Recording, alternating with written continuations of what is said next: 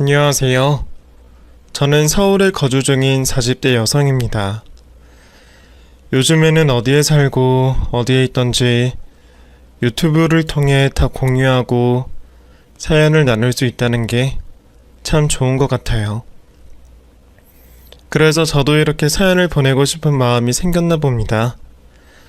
사실 제 사연은 그리 즐거운 스토리는 아닙니다.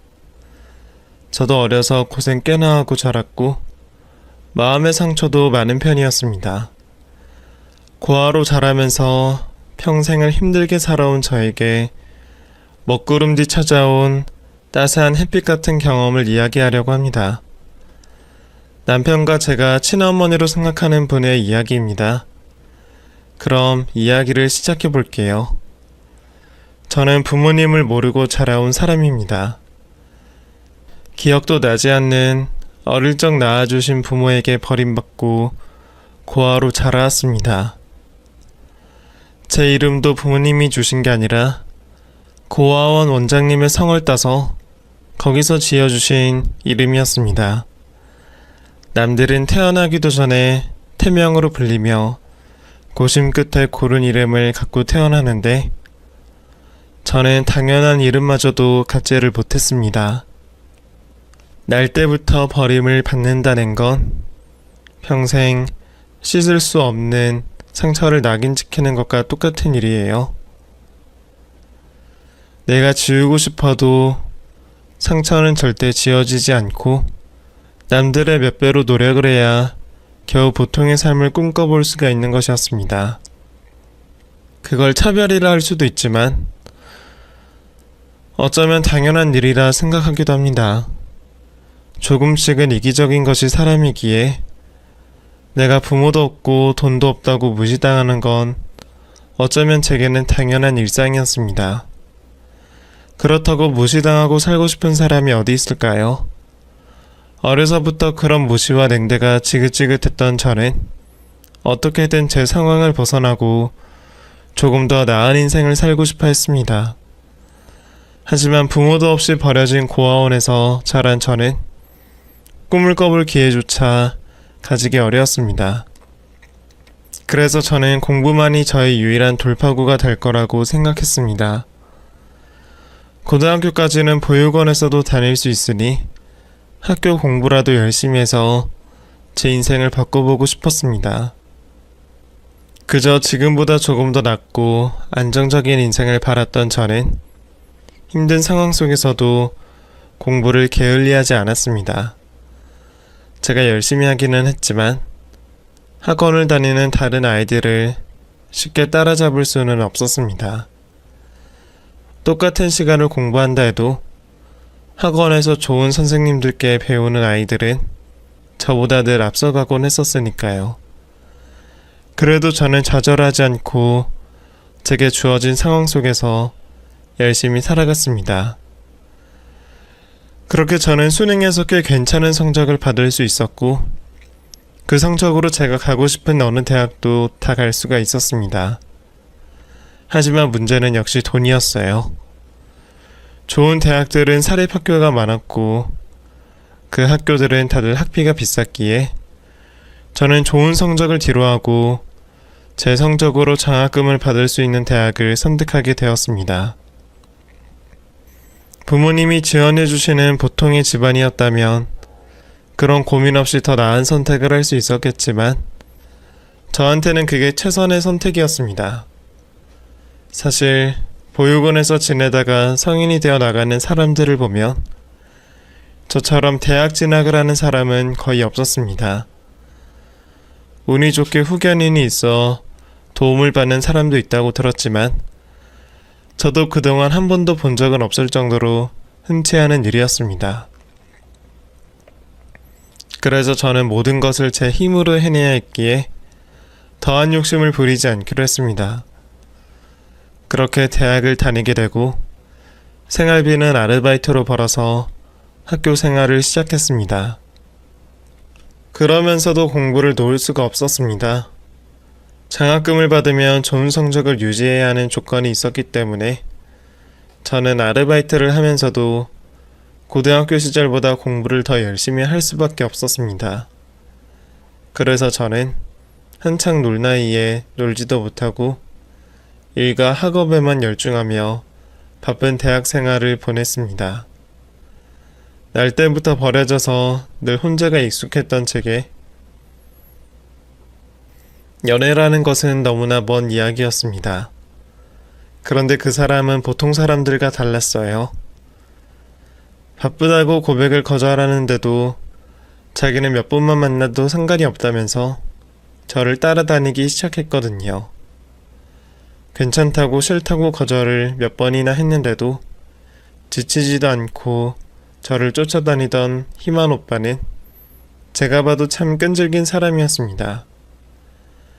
가르쳐 주지도 않았는데 제가 아르바이트 하는 곳을 어떻게 알아냈는지 일하는 곳으로 찾아와서 끝날 때까지 기다리고 집에 데려다 주겠다고 하기도 했습니다. 처음에는 제가 연애를 할 여력이 없다고 생각해서 그 사람을 제대로 쳐다봐 줄 생각도 안 하고 밀어내던 저도 끊임없이 노력하는 그 사람을 보며 점점 마음을 열어갈 수밖에 없었습니다. 결국 희만 오빠의 끈기에 제가 지고 말았네요. 여러 번 거절 끝에도 마음을 굽히지 않는 그 사람을 보며 저는 결국 그 사람의 마음을 받아줄 수밖에 없었습니다.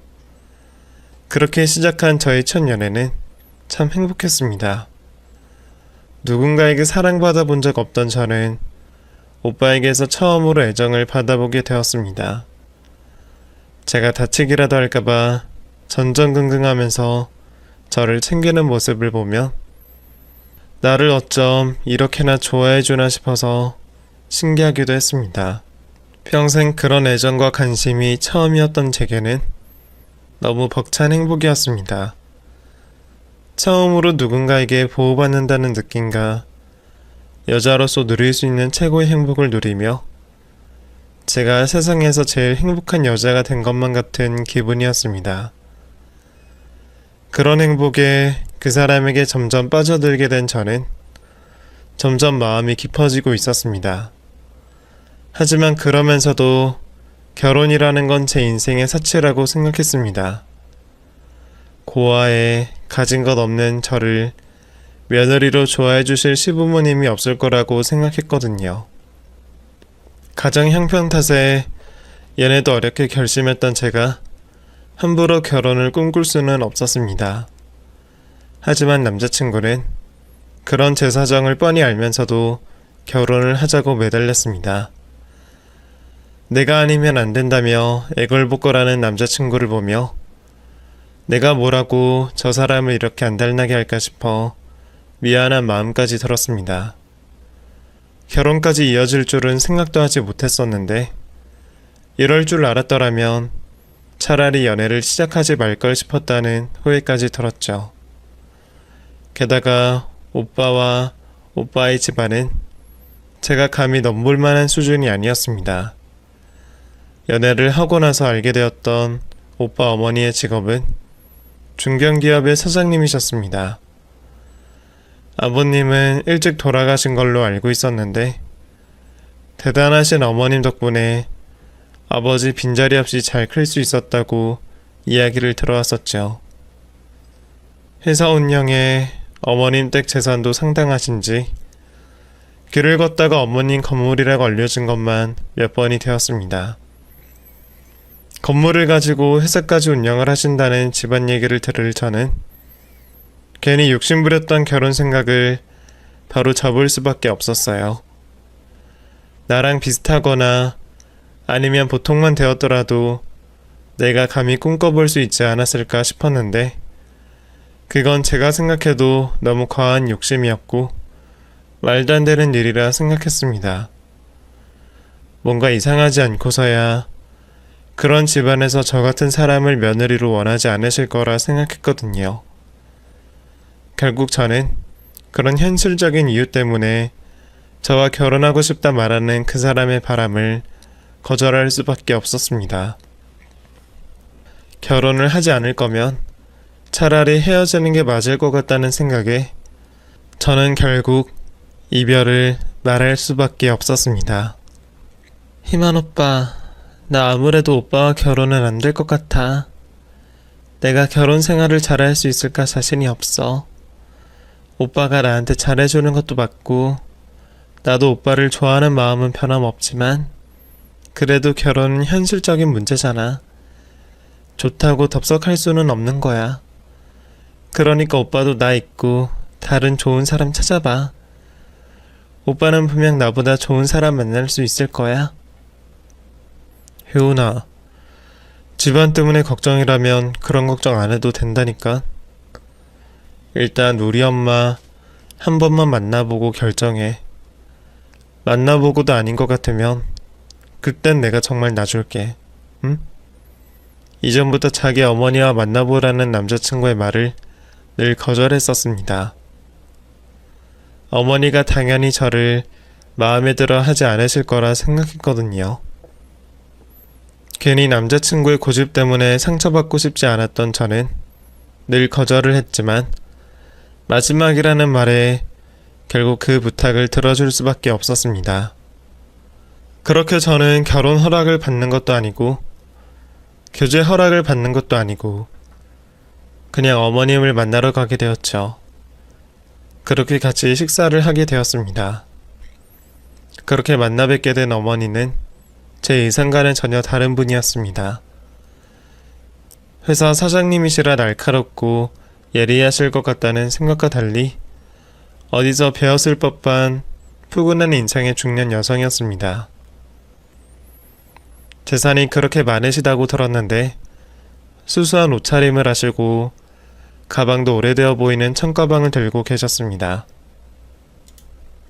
그리고 제 생각과 다른 인상의 어머니는 저를 보자마자 무척이나 반겨주시며 저를 다정하게 대해주셨습니다.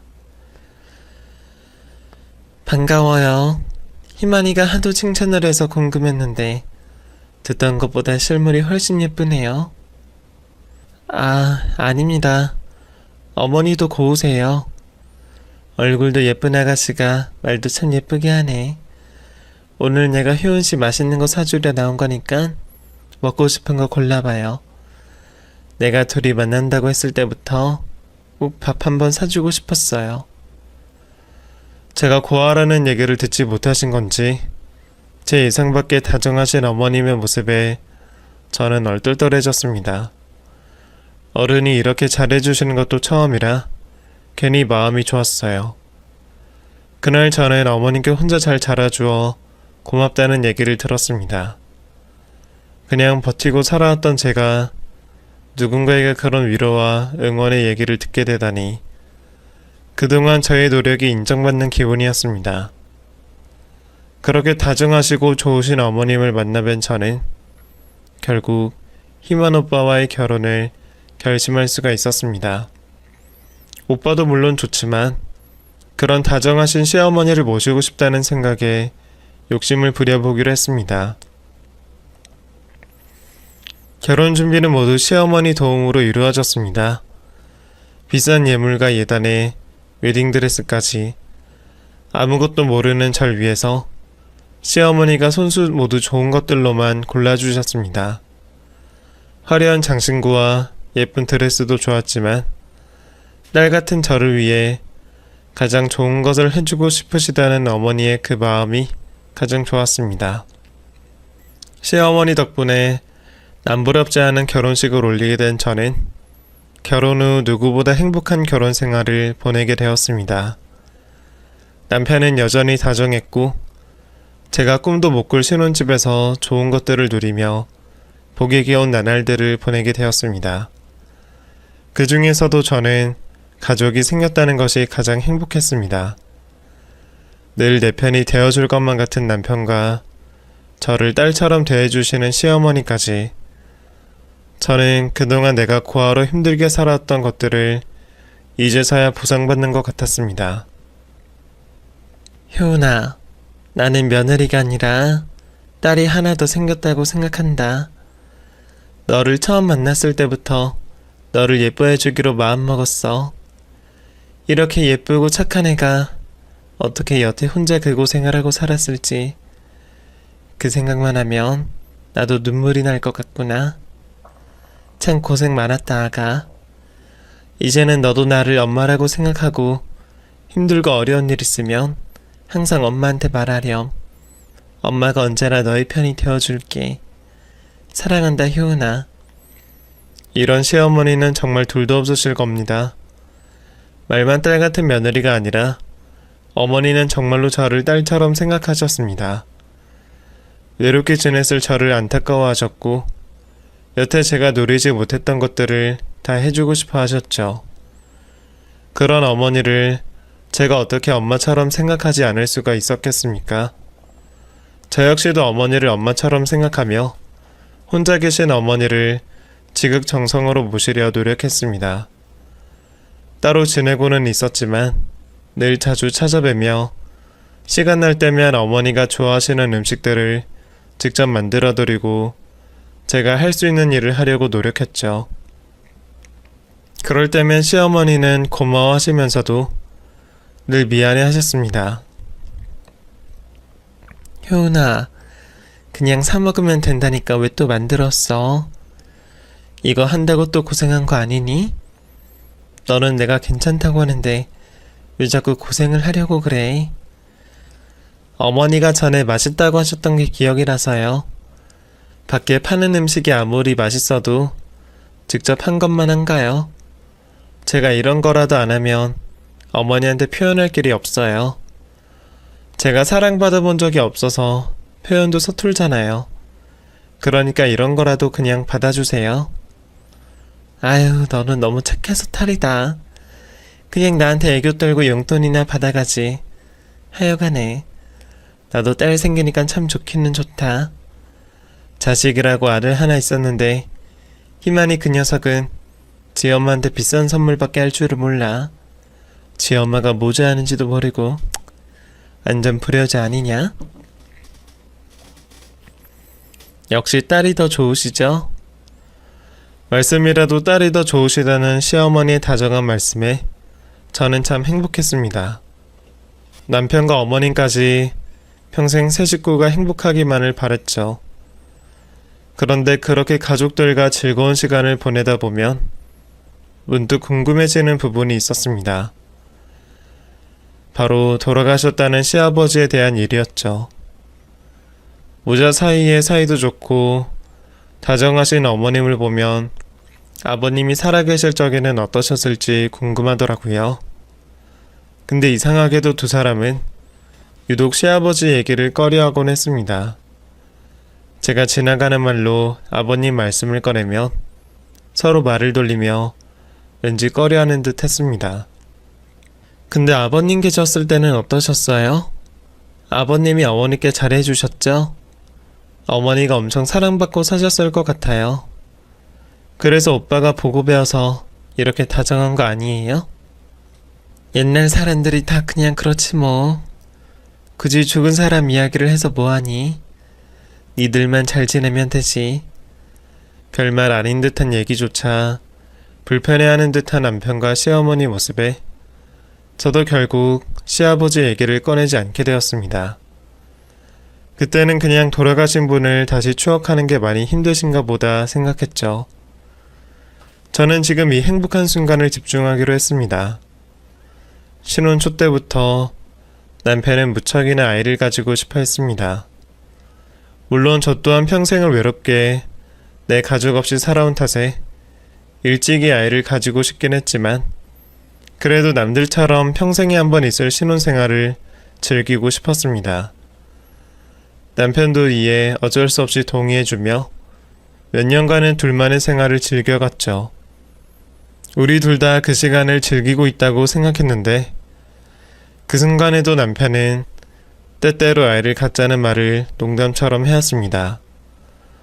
남편과 아이를 가지기로 약속한 시간은 되지 않았지만 홀어머니 밑에서 외동으로 자라온 남편이 저와 결이 다른 외로움이 큰 것 같아 안쓰러웠고 이르지만 남편의 뜻을 따라 합의하에 아이를 가지기로 했죠. 우리 부부를 반반씩 닮은 아이를 상상하며 아이처럼 기뻐하는 남편을 보면서 앞으로 아이까지 같이 할 우리 완벽한 가족의 모습을 그려갔습니다. 그런데 남들은 계획 없이도 잘 만드는 임신이었는데 우리 부부에게는 쉽사리 임신 소식이 들려오지 않았습니다. 애가 탔던 저는 몸에 작은 이상 반응에도 병원을 가며 임신 확인을 하게 되었습니다.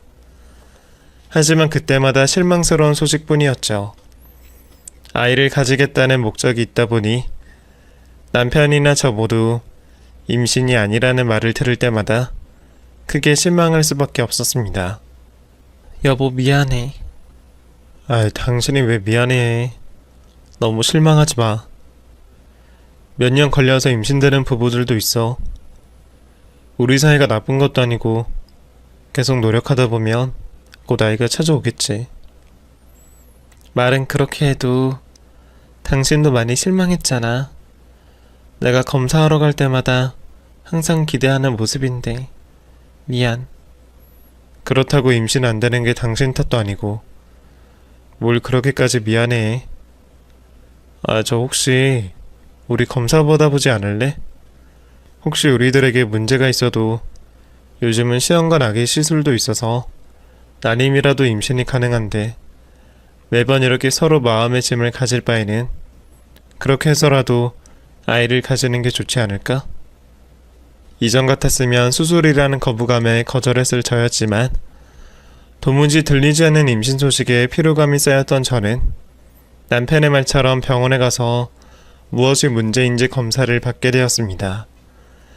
그런데 검사를 받은 병원에서 충격적인 검사 결과를 받게 되었습니다. 지금까지 임신이 되지 않았던 문제가 바로 저였어요. 저는 선천적인 자궁기형이었습니다.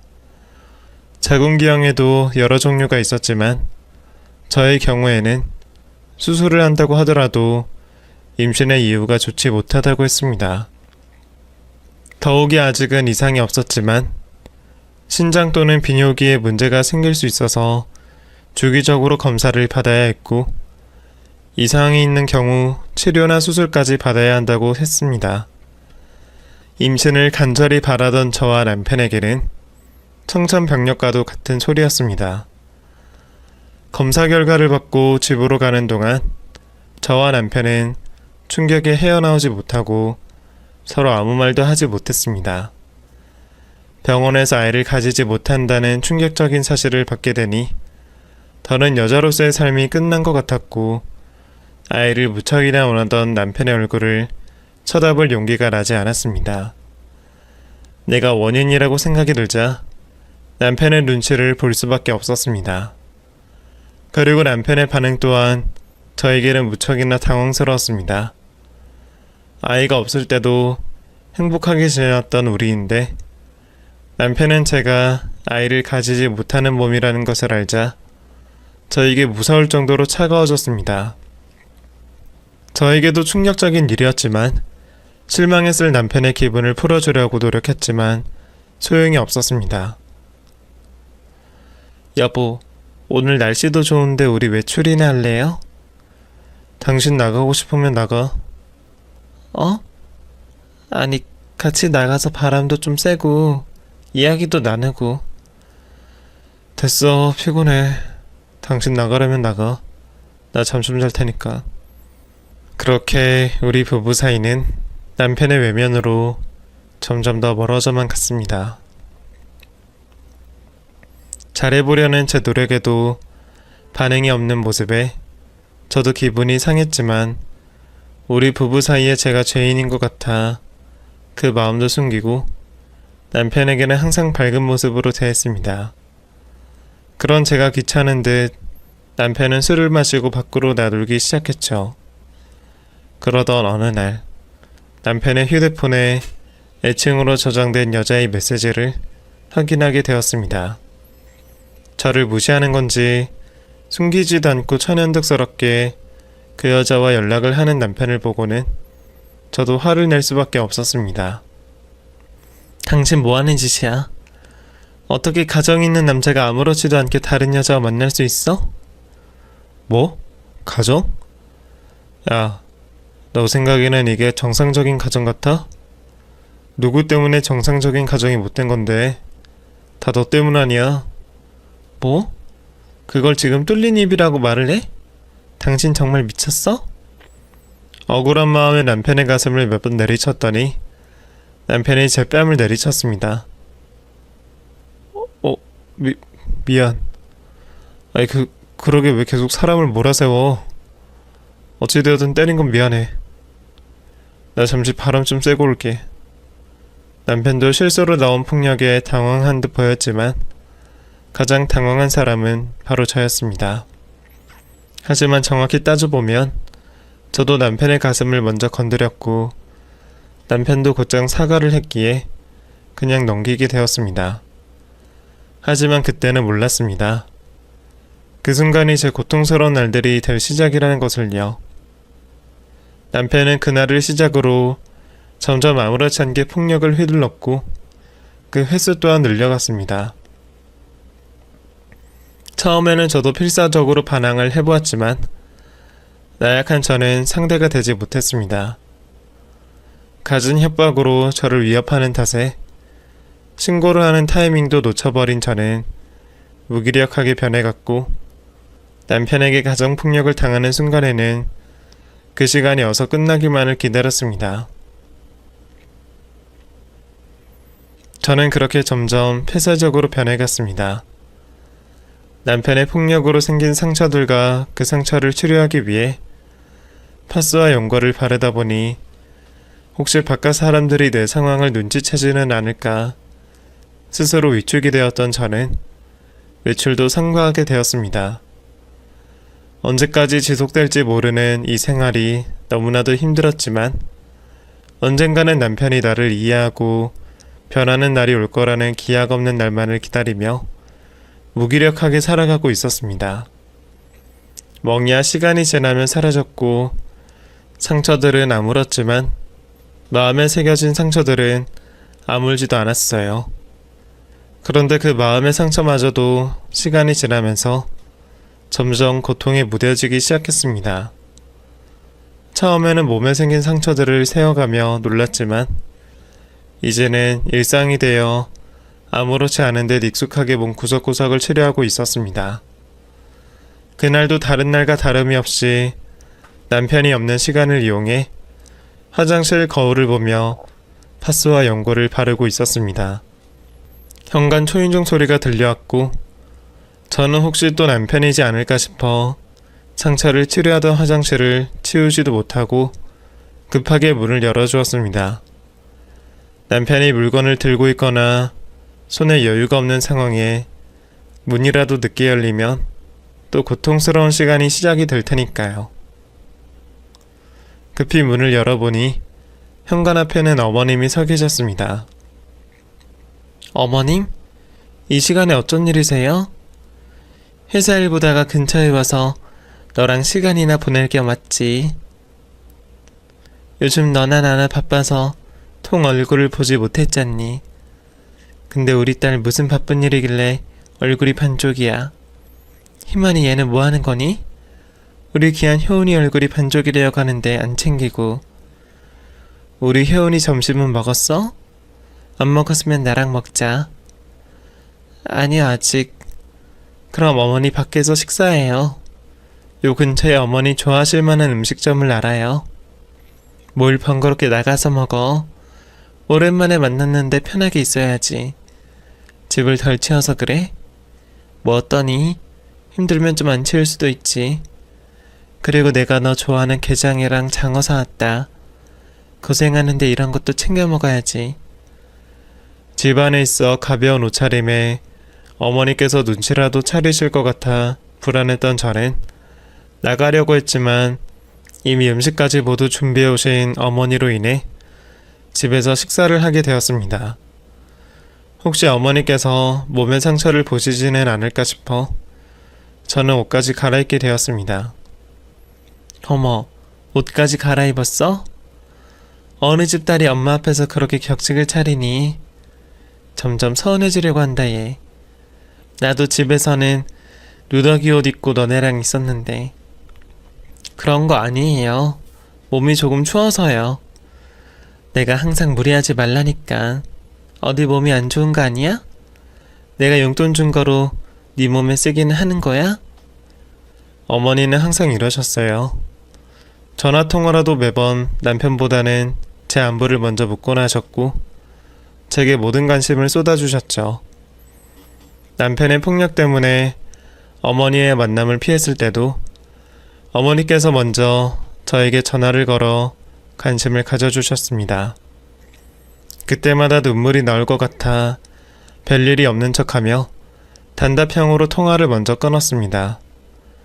그런 고마운 어머니께서 저를 찾아와 이렇게도 관심을 쏟아주시니 눈물이 터져나올 것만 같았습니다.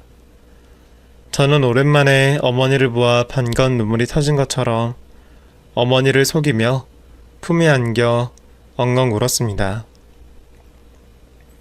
효은아, 너 정말 무슨 일 있는 거야? 아니요.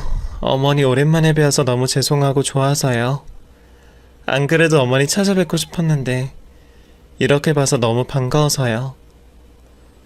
그러게 내가 엄마라고 생각하고 새벽이든 아침이든 부담 갖지 말고 찾아오라니까. 그래, 엄마도 우리 딸 효은이 만나서 너무 반갑다. 울고 싶은 만큼 울어. 오랜만에 받는 따뜻한 관심에 저는 남편과의 상황도 잊은 채 어머니와 시간이 가는 줄도 모르고 행복한 시간을 보내게 되었습니다. 효은이 너는 이렇게 웃긴 걸 왜 이제야 말해주니? 어머니 앞에서는 할 얘기가 아닌 것 같아서요. 이야기 듣고 저 흉이라도 보면 어떡하나 했죠. 사람 사는 게 거기서 거긴 걸 흉을 보긴 왜 봐. 아우 배야. 얘야 잠깐만 있어라. 어머니 어디 가시게요? 화장실 좀 가려고. 아까 많이 먹는다 싶었는데 너랑 웃다 보니 벌써 소화가 다 되었나 보다. 어머니. 안방 화장실 쓰세요. 거실 화장실은 지금 변기가 고장이 나서요. 수도도 다 막아서 세면대도 못 써요. 그래? 내가 안방 화장실을 써도 괜찮은가? 괜찮아요. 뭐 어때요? 안방 화장실 사용하세요. 갑작스레 화장실을 이용하신다는 어머니 말씀에 순간 좀 전에 몸의 상처들을 치료하다 현관을 나가게 되어 미처 다 치우지 못한 것들이 생각났습니다. 저는 어머니에게 안방 화장실을 권하고 화장실에 있던 물건들과 쓰레기들을 치우기 시작했습니다. 그런데 급하게 화장실을 치우고 있는 중에 현관번호 키를 누르는 소리가 들렸고 이내 남편이 들어왔습니다. 야, 뭐 한다고 일하고 온 남편 마중도 안 나와. 됐고 시원한 맥주 좀 가져와봐. 어? 와, 이게 뭐야? 야, 너 배달 음식 먹었어? 혼자 처먹기도 많이도 처먹었네. 간장게장에. 와, 이건 뭐야? 장어? 내가 벌어준 돈으로 호강한다? 고아 주제에 아주 호의호식해요. 이게 아직 정신을 못 차리지? 작심 3일이라고.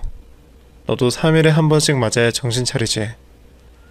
그래야 네 멍청한 머리랑 마음속에 다시 새겨지지, 어? 이리 와. 여보, 집에, 어머, 아! 남편은 지금 이 집에 어머니가 와 계신지 모르고 평소와 같이 말도 되지 않는 이유로 저를 무지하게 때리기 시작했습니다. 맞는 것도 고통스러웠지만 어머니 앞에서 이런 모습을 보여드리고 싶지 않았던 저는 어떻게든 남편을 말리고 어머니가 계시다는 걸 말하고 싶었지만 무자비한 폭력에 말은커녕 단말마의 비명밖에 지르지 못했습니다. 제 비명을 듣고 큰일이 났다 싶어 안방에서 뛰쳐나오신 어머니께서 결국은 그 모습을 보고 마셨습니다. 너무 놀라 멈춰있던 것도 잠시 어머니께서는 저에게 폭력을 쓰고 있는 남편을 말리기 위해 애를 쓰셨죠. 문제는 남편이었습니다. 이미 흥분할 대로 흥분한 남편은 자신을 말리는 어머니까지 폭행하고 말았습니다. 효은아, 무슨 일이야? 어머, 이게 무슨 일이야? 희만아, 효은이를 왜 때려? 당장 그만두지 못해? 당장 그만두라고. 이거나. 야, 강효은, 너 애도 못 낳으면서 마음 편하게 잘 산다? 어? 이게 아주 오늘 죽고 싶나 씨. 그리고 이거 뭐야? 너가 엄마 불렀어? 너 나를 함정에 버텨서 공지에 몰아넣으려고 하는 거지. 고아라고 불쌍해서 봐줬더니 씨.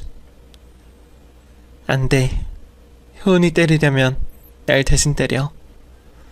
남편은 제가 이런 모습을 보여주려 어머니를 고의로 불렀다고 생각했는지 화를 주체하지 못하고 폭주하듯 소동을 피웠습니다.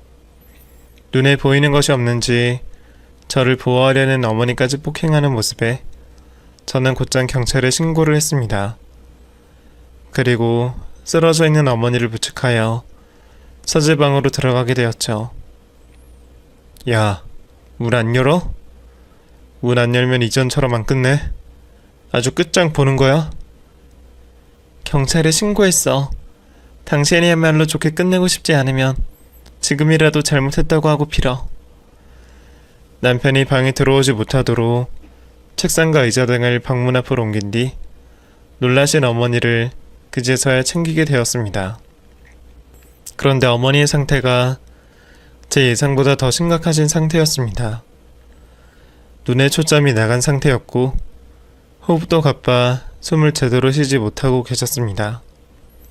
어머니 정신 좀 차려보세요. 숨이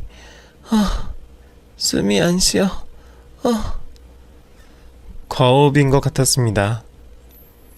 저는 온방을 뒤져 비닐봉투를 찾았고 어머니 입에 가져갔습니다.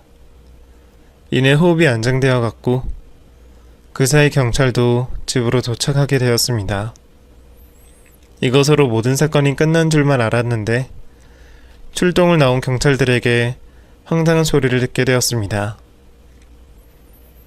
저 폭행건으로 신고받고 나왔습니다만 신고자가 누구시죠? 저예요. 남편이 폭력을 휘둘러서요. 어서 잡아가 주세요. 네? 잠시만요.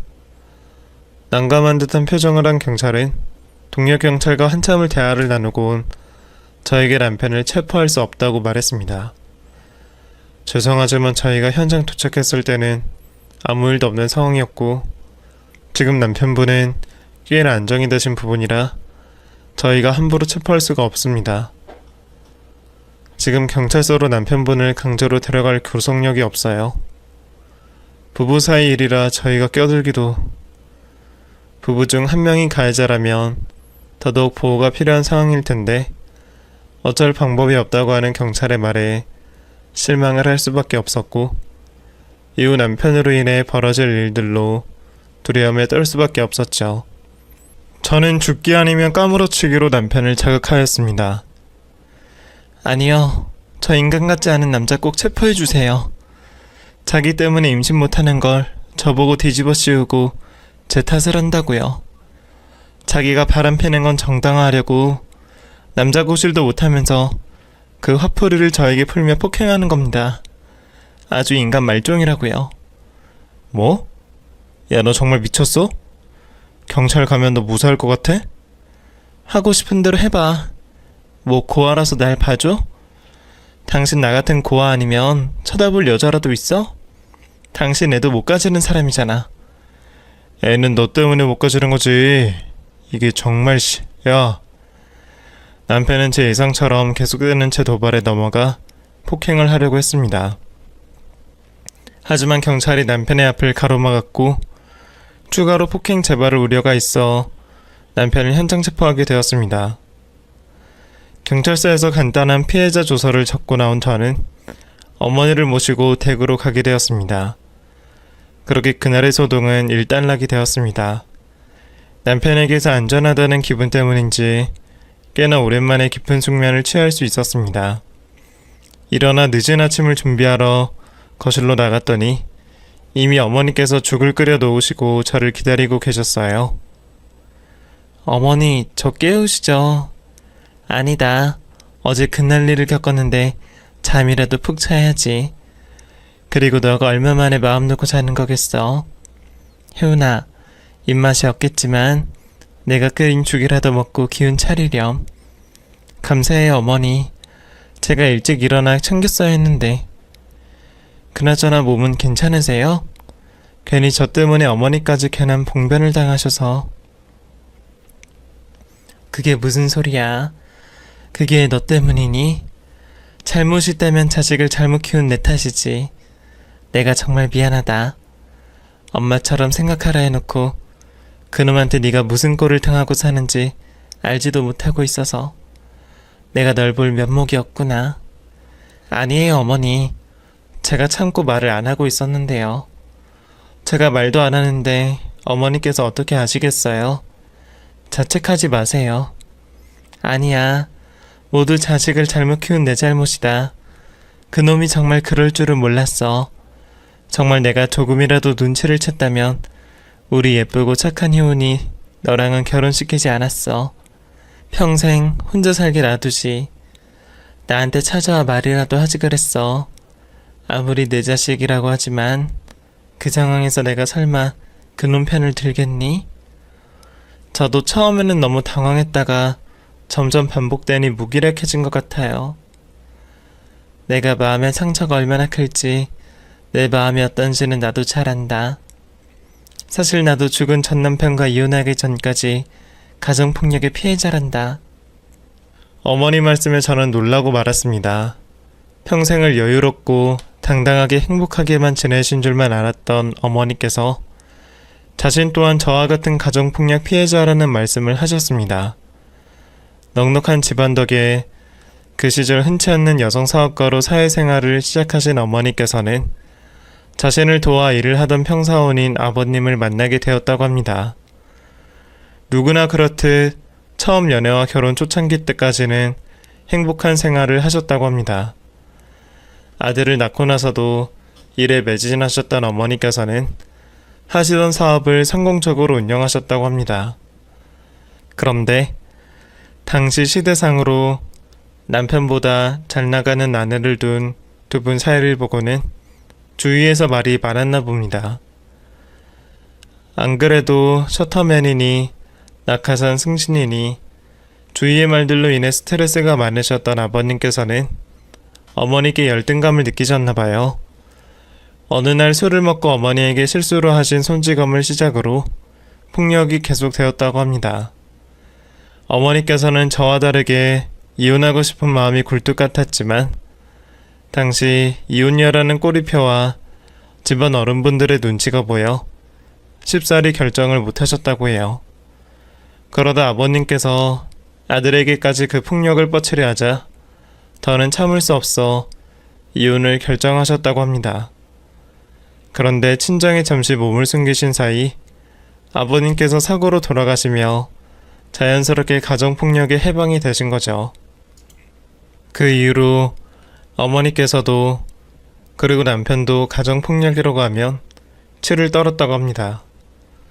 그런데 그런 아들이 자신의 전남편처럼 저에게 폭력을 휘두른다고 하니 어젯밤 그 모습을 보시고는 과호흡이 오셨고 요즘 말로 PTSD 증상이 나타났나 봅니다. 스스로 자신의 어두운 과거까지 고백하신 어머니께서는 저에게 남편과 이혼을 하라 말씀하셨어요. 그놈이 경찰서에서 언제 풀려날지도 모르고 고소를 해서 재판을 받아 형을 산다고 해도 얼마 살지 않을 거다. 지금이나 옛날이나 그놈의 법 바뀌지 않았어. 그렇다고 사람 변하겠니? 내가 돈이 얼마가 들어도 확실하게 이길 수 있고 너에게 유리한 판결을 나오게 해줄 변호사를 붙여주마. 이렇게 된 거 그놈과는 절대로 같이 살지 말아라. 너처럼 예쁜 꽃이 못 펴서 되겠니? 저 또한 그것밖에 살 방법이 없다고 생각이 들었습니다. 무슨 고생을 하고 살더라도 매일 폭력을 일삼는 남편의 손에 언제 무슨 화를 당할지 몰랐으니까요. 기댈 것 없고 힘들게 고생하라며 살더라도 언젠가는 저에게도 행복한 시간이 올 거라고 생각했죠. 그렇게 저도 어머니 말씀에 천천히 고개를 끄덕이며 이혼을 하기로 결정했습니다. 그리고 이혼을 하면 네가 무엇을 걱정할지 다 안다. 이전에도 힘들게 살아온 너인데 다시 아무것도 없이 사회로 나가야 하는 게 무섭겠지. 그래서 말인데 내 자식놈이 너에게 잘못을 한 것도 있고 그간 너가 혼자인 나에게 잘해주어서 보답하려고 한다.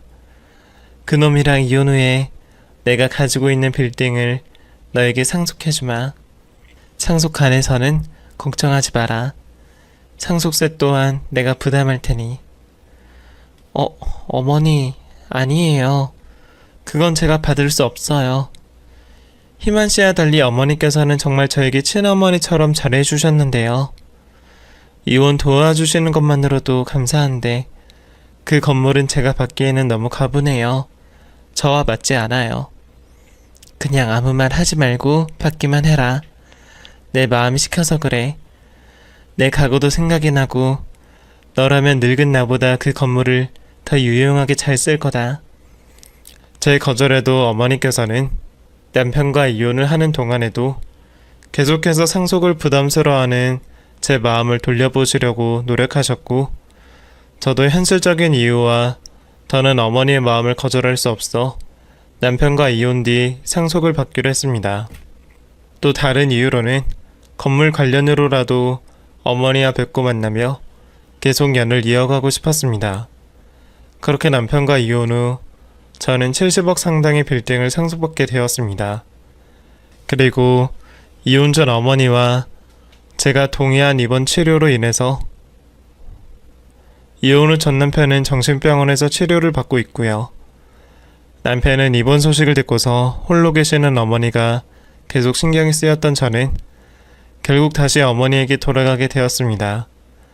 다른 사람들은 남편에 대해 걱정했지만 남편은 병원에서 치료 중이기도 했고 더는 폭력을 행사한다고 해도 두렵지 않았어요. 그보다 저를 친자식처럼 대해주셨던 어머니를 모시고 싶다는 마음이 더 컸습니다. 그런 저를 어머니께서도 반겨주셨고 우리 두 사람은 현재까지 엄마와 딸의 관계로 지내고 있어요. 그리고 지금과 같은 어머니와의 관계를 오랫동안 이어가고 싶습니다. 저는 전 남편과의 사건으로 아직까지 우리나라의 가정폭력의 처벌과 사회적인 경계심이 너무 낮다는 것을 알게 되었습니다. 아마 이 순간에도 과거 어머니와 저 같은 분들이 많을 겁니다. 하루라도 빨리 법과 사회적인 인식이 개정되어 가정폭력범들이 합당한 처벌이 내려지고 피해자분들이 해방되는 날이 왔으면 하네요. 어떤 상황이든 모든 여성분들 힘을 내시고 제 얘기를 끝까지 들어주셔서 감사합니다.